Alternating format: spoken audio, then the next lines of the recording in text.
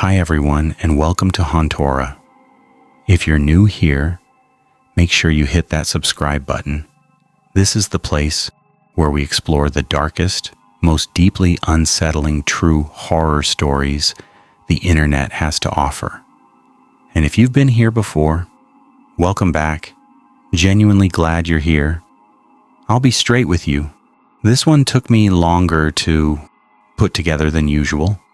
Not because of the research, not because of the editing, just because of what the stories actually are. There are videos on this channel I'd rewatch without blinking.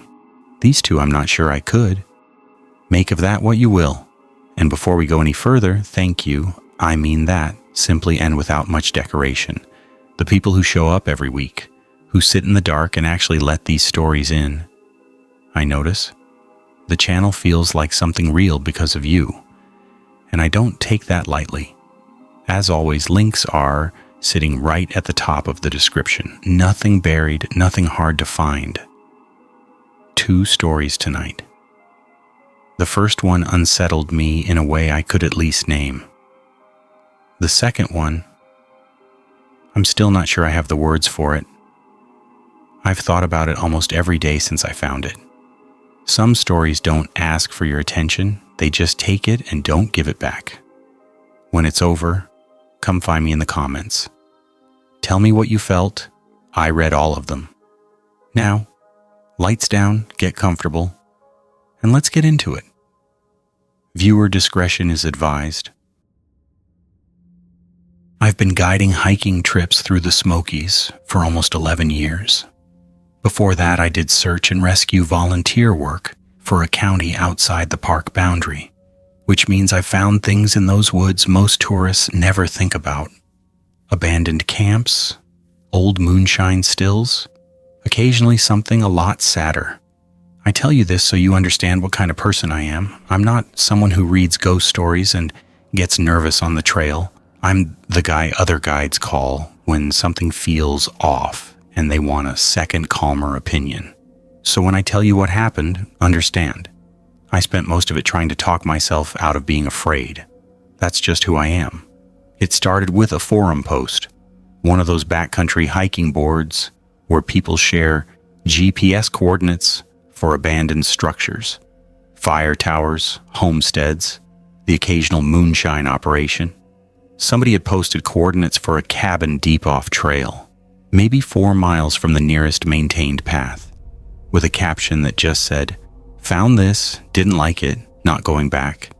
No photos, no explanation.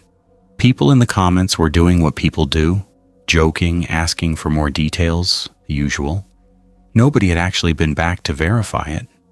That bothered me more than it should have. In 11 years of doing this, I've never seen an abandoned structure in that park that somebody hadn't documented to death. Old homesteads get photographed from every angle. This one had 1 comment and 0 pictures.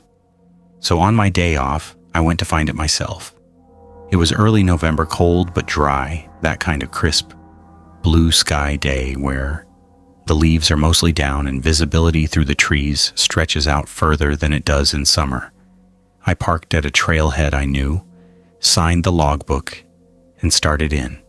The hike was unremarkable for the first 3 miles. Switchbacks through hardwood forest, a couple of creek crossings, nothing that raised any flags. I want to be clear about that, because what I'm about to tell you needs that contrast. It was a normal day. I was in a good mood. I had a sandwich in my pack and a thermos of coffee, and I was looking forward to finding an old structure to add to my mental map. The wrongness started small. That's how it always starts, doesn't it? About a 1/4 mile out, before I could even see the cabin through the trees, I noticed the birds had stopped. Not all at once, dramatically. I didn't notice the absence so much as I noticed, walking into a small clearing, that I hadn't heard anything in a while. No woodpeckers, no jays. I actually stopped and stood still for a second, doing the thing you do where you wait to see if it's just you walking that's been masking the sound. It wasn't. The clearing was just quiet. I told myself it was the cold front moving in, that birds go quiet before weather shifts. which is true, by the way. That's a real thing. I made a mental note and kept walking, and if you'd asked me right then if anything was wrong, I would have said no. I would have meant it. The cabin came into view a few minutes later, set back into a stand of hemlocks, mostly hidden unless you were looking for it. Single-story, hand-built, the kind of structure that goes back 60, 70 years easy. Roof was sagging on one side, but mostly intact. Windows were boarded from the inside, which struck me as unusual. Most abandoned structures out there get boarded from outside, if at all, by whoever owned the land last. I stood at the edge of the clearing for a minute, just looking at it. There was no reason not to go in. I'd been in dozens of places like this, but I stood there longer than I needed to, and I didn't examine why. Inside the front room was what you'd expect. Dust thick enough to hold footprints, mine being the only fresh ones, a collapsed table, some rusted cans in the corner, the kind of decay that takes decades, not years. I took some photos for my own records the way I always do, and moved deeper into the cabin. There was a second room, smaller, that must have been a bedroom once. Bed frame with no mattress, rusted through, a dresser with the drawers pulled out and scattered, and on top of the dresser, sitting square in the center, like it had been placed there yesterday, was a Bible. It wasn't dusty. Every other surface in that cabin had 30, 40 years of grime on it. The Bible's leather cover was clean, not new, worn at the spine, soft at the corners, but clean, the way something looks when somebody's hands have been on it recently. I stood there looking at it for a long moment and did the thing I always do, which is build the rational explanation first. Maybe somebody had been through recently and left it. Maybe the dresser had sheltered it from settling dust in some way I wasn't accounting for. Maybe I didn't open it. I want to be honest about that. I had every opportunity to open that book and I didn't, and I couldn't tell you exactly why, except that some part of me, the part that spent a career trusting its gut on a mountain, didn't want to know what was inside it. That's the moment the day changed. Not dramatically, just the air in that room felt different than the air in the front room. Heavier somehow. Older. I told myself it was the cold, the boarded windows, basic physics. I kept moving because that's what you do. You keep moving. There was a wardrobe against the back wall of the bedroom, the only piece of furniture in the place that looked structurally sound, which itself should have told me something. Old wood, heavy hinges, sitting flush against the wall in a way that felt deliberate rather than incidental. I don't know what made me push on it. Curiosity, maybe?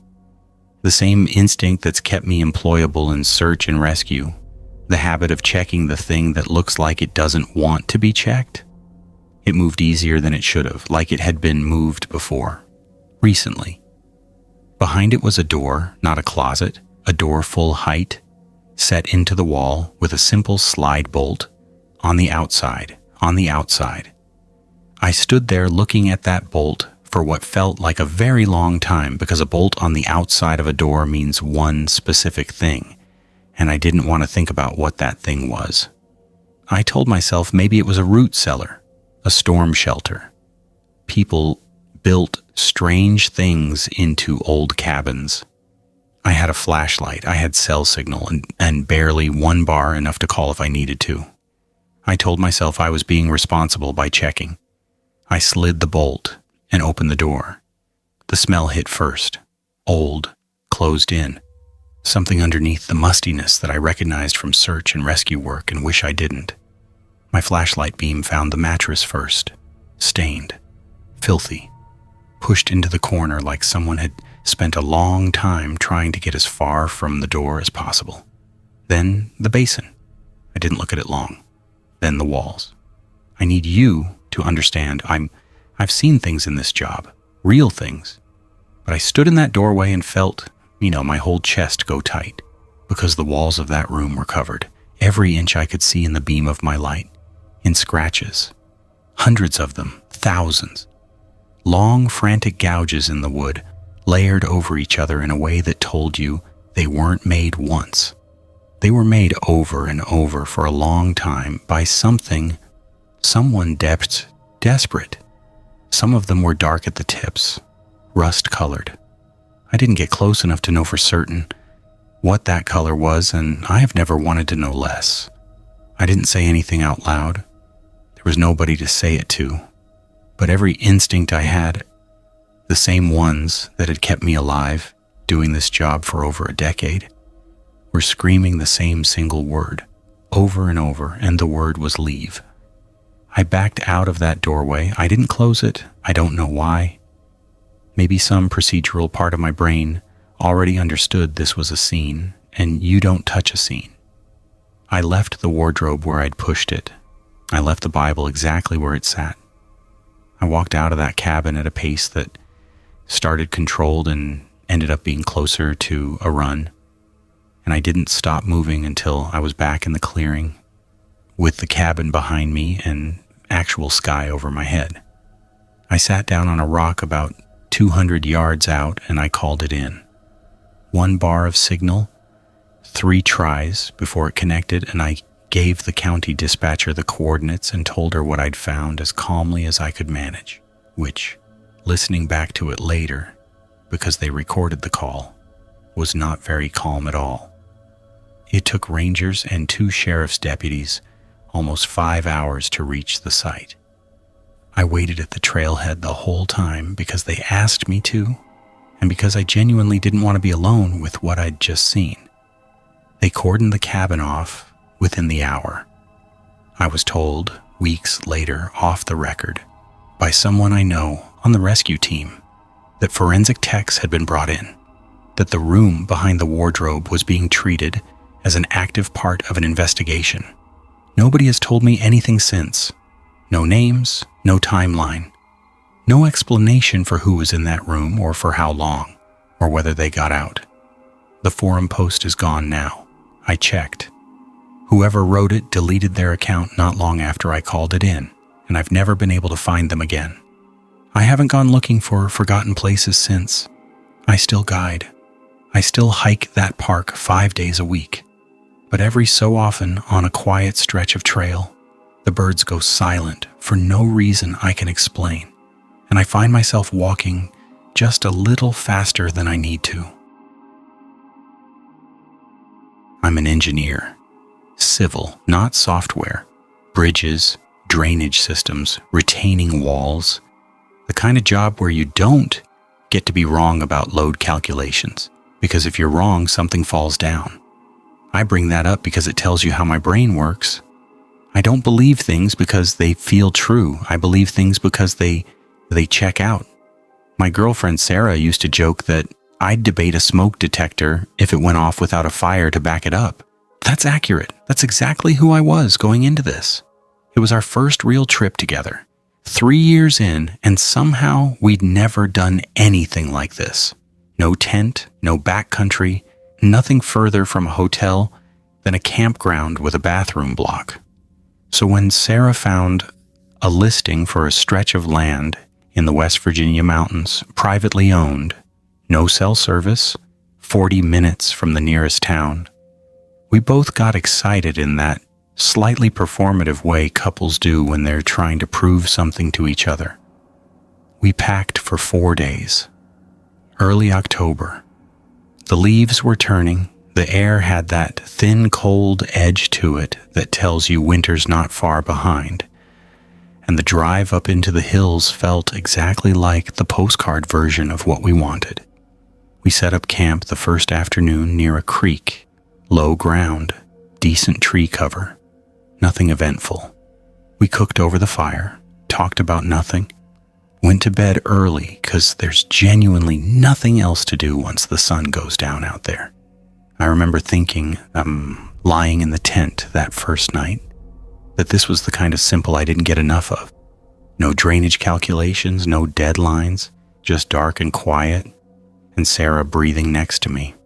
The storm came in on the second night, and it came in fast. The forecast had said scattered showers. What we got was something closer to a wall of water, the kind that doesn't build gradually.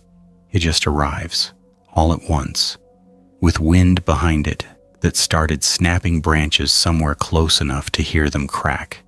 The tent held for about 20 minutes before water started coming up through the floor, and at that point staying wasn't a choice anymore.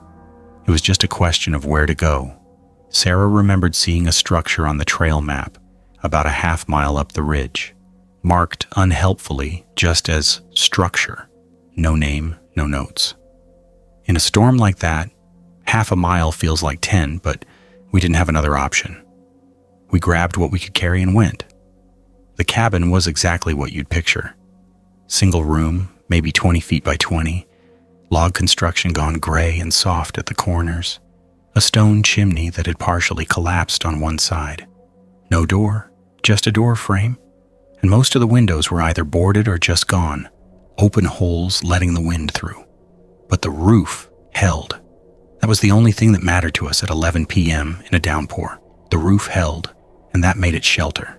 We got a small fire going in the old hearth, dried out as best we could, and honestly, this is the part people don't expect. For the first hour or so, it was almost fun. We were laughing about it. Look at us real adventurers, sheltering in an abandoned cabin. Sarah took a photo on her phone, the two of us soaked and grinning by the firelight.